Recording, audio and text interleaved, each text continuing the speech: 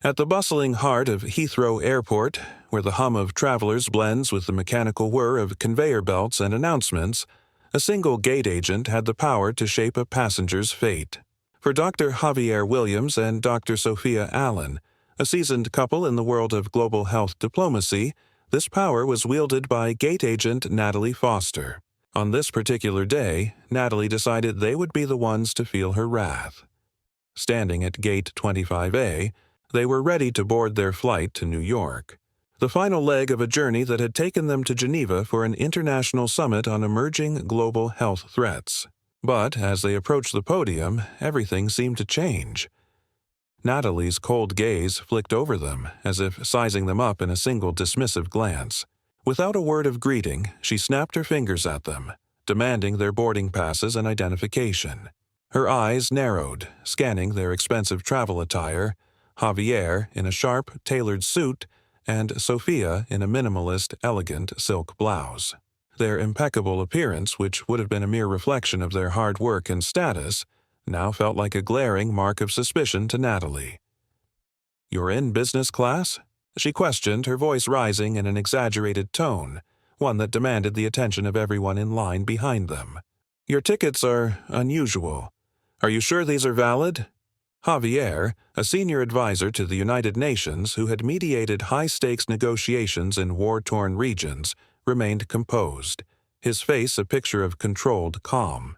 Sophia, the renowned epidemiologist who had spent years tracking global disease outbreaks, clenched her jaw, but only slightly. Neither of them had ever experienced such blatant scrutiny from an airline employee. "We purchased these tickets through our company's travel service," Javier replied, his voice firm, trying to maintain the calm of an experienced diplomat. "We've been cleared for boarding." But Natalie wasn't listening. She was too busy tapping away at her computer, deliberately slow, as if savoring the moment. The line behind them was growing, but her attention was fixed on them, and only them. Sophia exchanged a brief, knowing look with Javier. They had dealt with minor annoyances at airports before. Long waits, missed connections, and the occasional rude agent, but this felt different. This felt personal. "You should step aside," Natalie said, her words sharp and final, as if she had decided their fate with a single gesture. "You're holding up the line." The couple was ushered away from the podium to a corner by the window, where they could feel the eyes of fellow passengers burning into them. Some of the onlookers were clearly uncomfortable, others just curious, but all of them watched in uneasy silence as the two diplomats were moved from the line. This wasn't just an inconvenience. This was a public shaming. "Can you believe this?" Sophia muttered, her voice low but seething with anger. "I know, but we'll figure it out," Javier reassured her.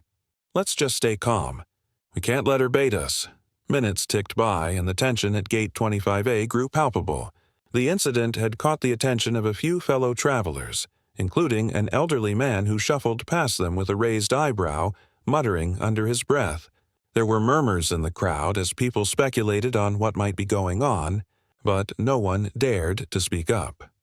Meanwhile, Natalie continued her slow, deliberate investigation into their travel documents, her eyes now scanning every line of text, flipping through the pages of their passports as though searching for something, anything, that could prove they didn't belong in business class.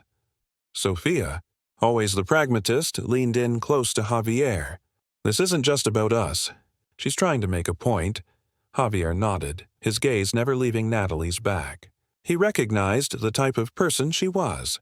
Someone who felt small in the grand scheme of things and wielded whatever authority she could to regain control, no matter how petty. "Is there a problem with our seats?" Javier asked, breaking the silence.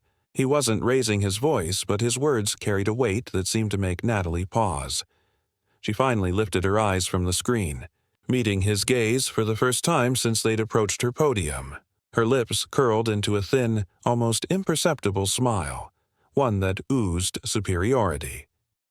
"Maybe there's a problem with you being in this section at all," she replied, her tone biting. "Business class seats aren't meant for people like you." The words hit like a slap. They stung, but Javier didn't flinch. Instead, he felt a wave of recognition. This wasn't just about tickets or seats. This was about something far deeper. "We don't need to do this," Sophia said suddenly, her voice laced with both frustration and a fierce determination. "We're not going anywhere until this is sorted." The tension in the air grew thicker as the minutes dragged on. The line behind them had started to dissipate, and the last few passengers began to board. The frustration was starting to boil over, but Javier remained a pillar of calm, sensing that the situation was about to escalate in ways they couldn't yet predict. The airport's terminal seemed to narrow as the minutes ticked by. Javier could feel the eyes of the passengers on them, the stares of curiosity, judgment, and subtle pity. It wasn't just the inconvenience of being delayed, it was the public nature of their predicament. They had become a spectacle, a problem to be solved by the gate agent in front of a crowd of strangers. Javier stood still, allowing the quiet moments to stretch. He watched the few remaining passengers board the flight. One man in particular, a sharply dressed business traveler, shot them an impatient glance as he swiped his boarding pass. He didn't linger, eager to escape the uncomfortable situation. Javier recognized the look, the subtle relief of not being the ones under scrutiny. A pang of indignation rose in his chest, but he held it in check. This was a test, not just of patience, but of his ability to maintain dignity in the face of unnecessary adversity. He had faced challenges in war-torn regions, had stood before powerful leaders negotiating life-altering deals, and yet here he was, facing humiliation over a flight booking. "Dr. Williams, I don't like the way she's treating us. We've been patient, but this is starting to feel personal," Sophia said, her voice more than a little strained. Javier's gaze flickered toward her. Sophia was the more outwardly composed of the two, her calm precision in the face of pressure being one of the reasons she had excelled in her role with the World Health Organization. But this was different. She was fighting against something more insidious than a simple travel inconvenience. The undercurrent of racial bias, however subtle, had begun to poison the exchange. "I know, Sophia," he said, placing a reassuring hand on her arm. "We're not letting her get to us. Let her make her move. We'll respond accordingly." It was becoming clear that Natalie, the gate agent, wasn't just frustrated by the situation. She was enjoying the power she wielded over them. She had taken control of this tiny kingdom at the gate and wasn't about to relinquish it. Javier knew that. He could see it in the way she operated, the quiet satisfaction in her movements as she continued to deliberate over their documents. A few more moments passed before she finally called them back to the podium. The line was gone. The final passengers had boarded, and it seemed like she was going to resolve the issue at last. Javier felt a growing unease as he stepped forward, his mind already calculating the potential next moves. Would she try to block them from boarding altogether? He couldn't afford to let this go on any longer. "You two," Natalie began, her voice now laced with faux sympathy. "There's been an issue. The seats in business class are double booked. There's no room for you in this section." Javier felt his pulse quicken, and the control he'd maintained started to slip. "That's not possible," he responded calmly, his hand clutching the boarding passes tightly. "We were checked in this morning, and we've already confirmed our seats. Our luggage is on the plane." "I understand," Natalie snapped, her voice sharpening again. "But the system says otherwise. You'll need to step aside for now while I figure out a solution." Javier's mind raced. This was a stall tactic. She was refusing to acknowledge that there was no issue. It was a tactic he had seen time and time again, a strategy to question their presence without ever providing a real solution. And now it was escalating further. Sophia, her patience thinning, crossed her arms tightly across her chest. "What exactly do you think the solution is here?" "We've paid for business class tickets and we're boarding this flight." Natalie's lip curled. "I'm sorry, but you're not getting on this flight in business class. Perhaps you'll have to wait for the next one, in economy." The words cut deep. "We are not accepting another flight," Sophia replied, her voice lowering dangerously. "We are not waiting. We have work to do. Important work." Her words hit with the same level of precision and authority that Javier had seen in so many tense negotiations. But in this moment, it was clear that the stakes were different. This wasn't just about getting to New York. This was about ensuring their voices were heard and not silenced by petty, unsubstantiated prejudice.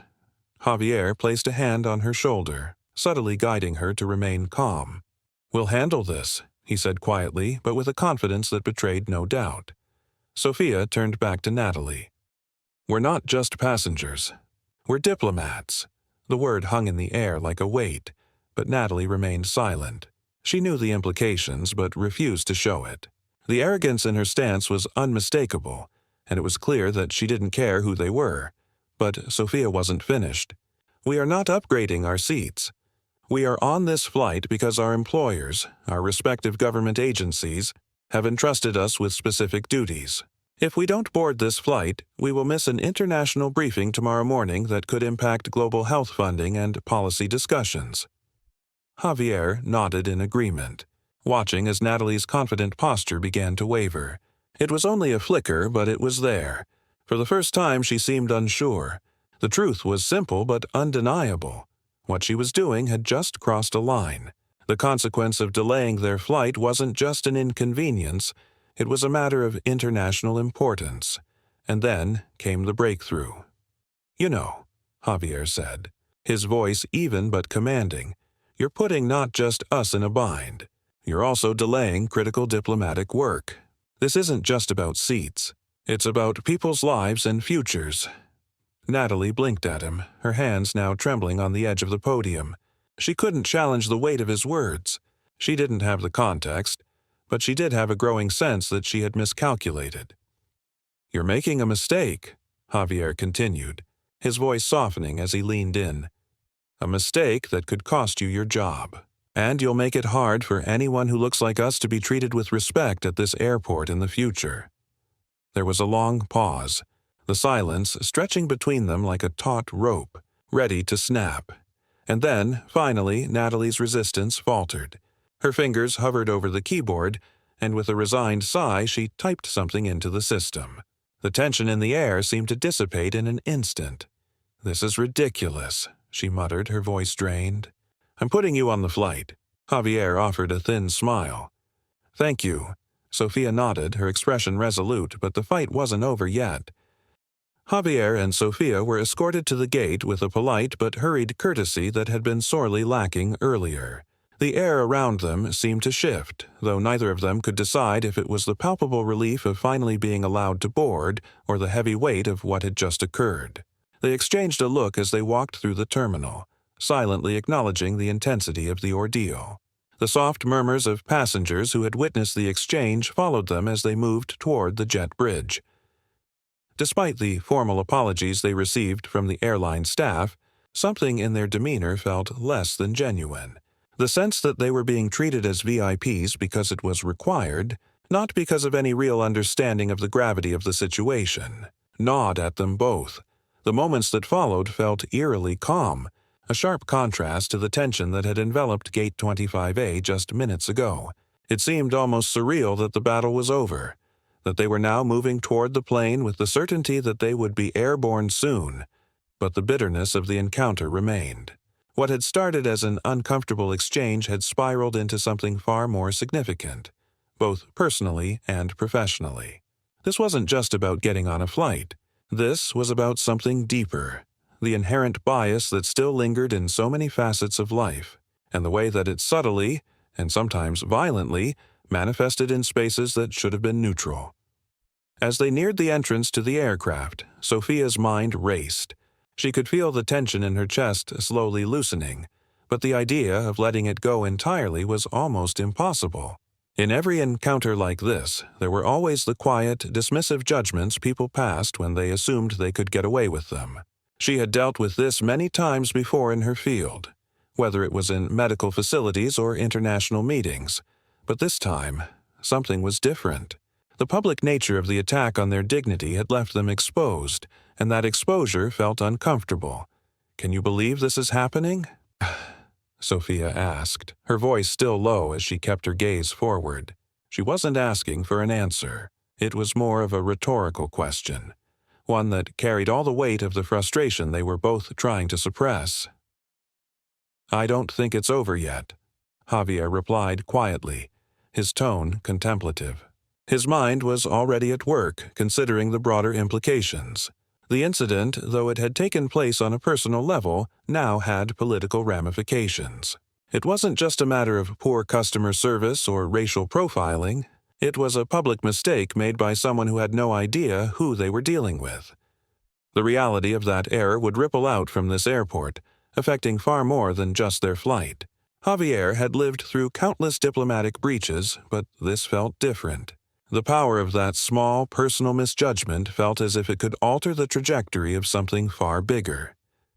They were ushered into the quiet, exclusive business-class cabin, their seats 1A and 1B awaiting them at the front of the plane. The warm, polished interiors of the cabin, with its subdued lighting and soft leather seats, felt worlds apart from the chaos at the gate. Yet, even as they sat down and the flight attendants began offering drinks, neither of them could shake the uneasy feeling that the confrontation had left them with. As the flight began its taxi down the runway, Javier and Sophia remained quiet. Their fingers brushed briefly as they both stared out the window, the skyline of London shrinking in the distance. They were moving on, but there was no real sense of resolution. A part of them wanted to simply forget the incident, let it wash away like an unpleasant memory.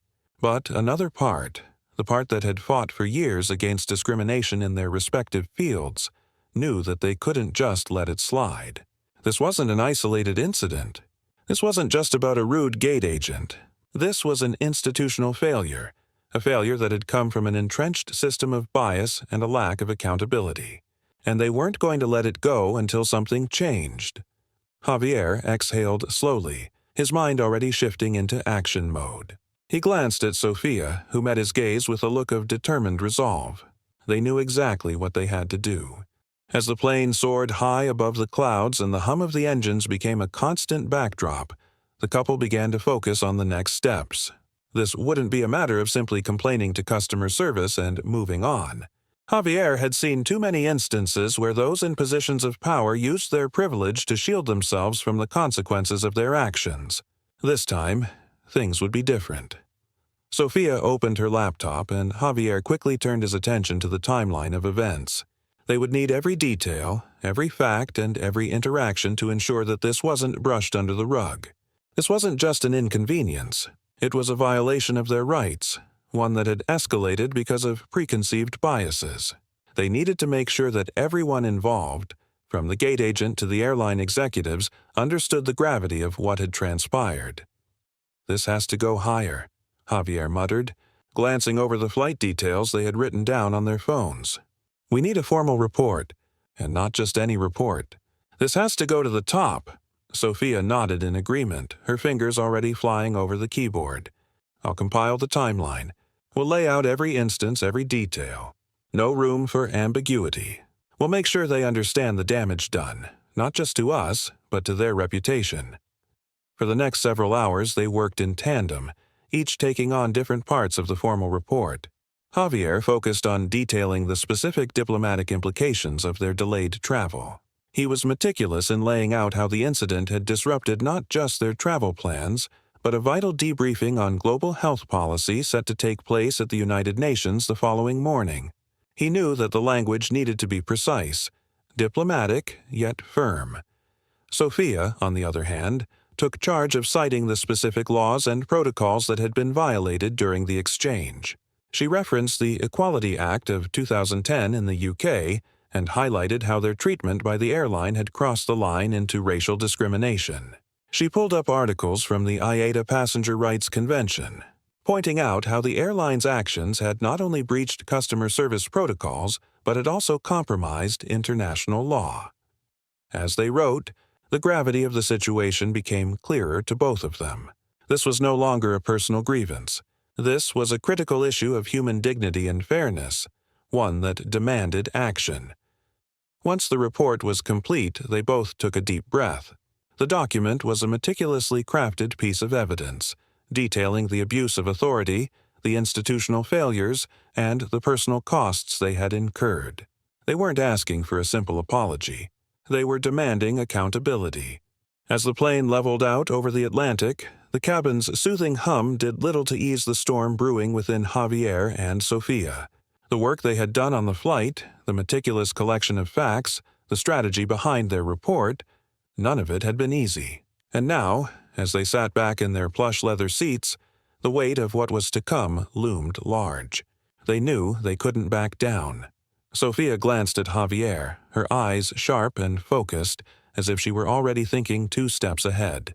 She took a slow breath before turning her attention back to the glowing screen of her laptop. "I think we should escalate this further," she said quietly. "It's not just about getting an apology from the airline anymore. It's about making sure something like this never happens again.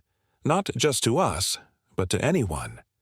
Javier nodded, his expression stoic, but his mind whirring with strategy.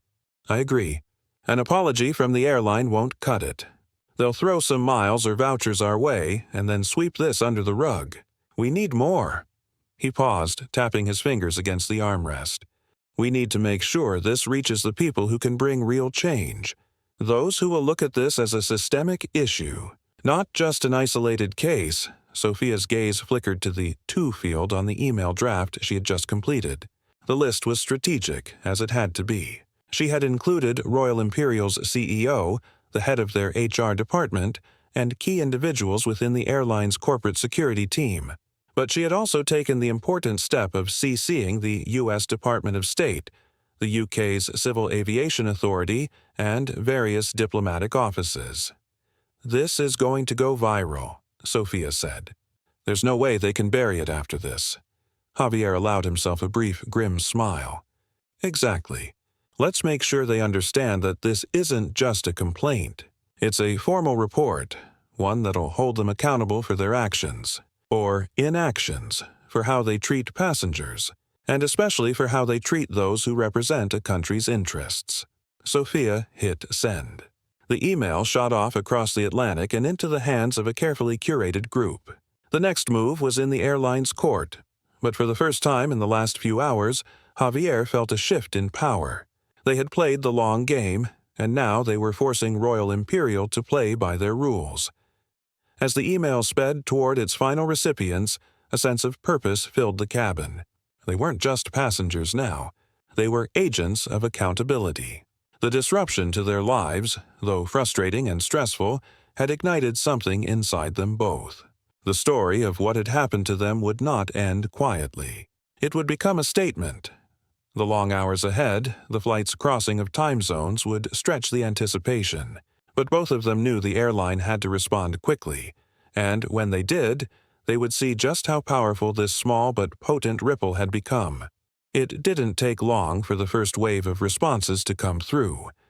By the time their flight crossed the halfway point over the ocean, Sophia had received an email notification. She clicked it open, her eyes scanning the message, her fingers hovering over the keyboard. "That was quick," she muttered, a note of skepticism lacing her voice. The response had come from a senior representative at the UK's Civil Aviation Authority, acknowledging receipt of their complaint and promising an immediate review. It was a standard reply, but Sophia knew that this wasn't something that could be brushed aside. "We're going to need more than an acknowledgement," she said, her lips pursing slightly. "This can't be left to bureaucracy. It needs direct action." Javier looked over her shoulder at the email. "They'll investigate. But that's just the first step. The airline's management needs to feel the heat, too." Another email popped up on her screen. This one from David Chen, the station manager at Heathrow, who had been personally involved in resolving their situation at the gate. He apologized profusely, claiming that he would ensure the issue was taken up with senior leadership. But his message, though an apology, reeked of damage control. "He's trying to cover his tracks," Javier said, frowning as he read through Chen's carefully crafted words. "This isn't genuine. They want to pacify us, make us go away." "Of course," Sophia replied, her voice firm. "But we're not going to let them off that easily. They need to understand the full extent of what happened. This isn't a PR problem for them. It's a systemic issue, and they need to do more than apologize." By the time the flight neared New York, the responses began to escalate. A call came through on their phones. It was from the U.S. State Department's Diplomatic Liaison Office. "Dr. Williams, Dr. Allen, we've received your report. We take these matters very seriously, especially when they involve diplomatic personnel," the voice on the other end said. We are reviewing the details now. Please rest assured we will be monitoring this situation closely." Javier's expression softened, but only slightly. The gravity of the response from the State Department meant they were no longer alone in this fight.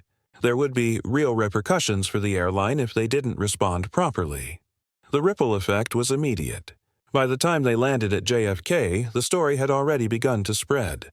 The video taken by one of the other passengers, showing the heated exchange between them and Natalie, had been circulated among multiple social media platforms. The story had reached several high-profile journalists, and soon enough it was trending. The Guardian picked it up within hours of the plane's departure. The headline reading, "Diplomats accuse Royal Imperial Airways of racial profiling at Heathrow." The piece went viral, its reach extending far beyond the original airport confrontation. By the time Javier and Sophia reached their hotel in Manhattan, their phones were flooded with calls, emails, and notifications from press outlets seeking their statements. It was impossible to escape the story now.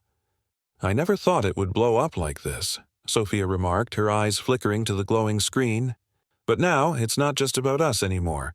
It's about the larger issue, about how these things happen every day, in small ways and big ways, to people who don't have the same resources to fight back." Javier nodded, his expression somber. "This is the kind of thing that needs to be talked about. Maybe it'll force change, not just at Royal Imperial, but in how the whole industry handles these issues." They spent the next few days fielding interview requests, giving statements to journalists, and preparing for the eventual follow-up with the airline. The public's reaction was overwhelmingly supportive. Passengers who had experienced similar incidents shared their stories, expressing gratitude that someone was finally standing up to the discriminatory practices that plagued air travel. But as the days passed, they also received a response from Sir Gregory Pike, the CEO of Royal Imperial Airways. His tone, though measured and formal, betrayed the seriousness of the situation. The letter he sent was long and apologetic, outlining the steps the airline would take in response. He promised a full internal investigation, the implementation of diversity and inclusion training, and an overhaul of customer service protocols to ensure that this type of behavior would never be repeated. He also made a personal apology to them, acknowledging the severity of their experience and the reputational damage it had caused. Days passed, but the storm was far from over. The initial shockwaves caused by the viral video were still reverberating through the media landscape. The story had transformed from a personal grievance into a broader commentary on institutionalized bias and racial profiling. Articles, blog posts, and opinion pieces flooded the internet, dissecting the incident and the airline's response. Royal Imperial Airways, once a quietly respected airline, was now facing a public relations nightmare. But it wasn't just about bad press. It was about accountability. Javier and Sophia's calculated response had forced a reckoning, not just for the gate agent involved, but for the airline as a whole. The morning after their arrival in New York, they sat down with their legal counsel to discuss their next move. The idea of a lawsuit was floated, but it was clear that the couple wasn't after monetary compensation. They had no interest in dragging out a legal battle. This wasn't about money. It was about ensuring that this didn't happen again, to them or to anyone else. "We need something more substantial than an apology," Javier said, his eyes focused on the documents spread out before him.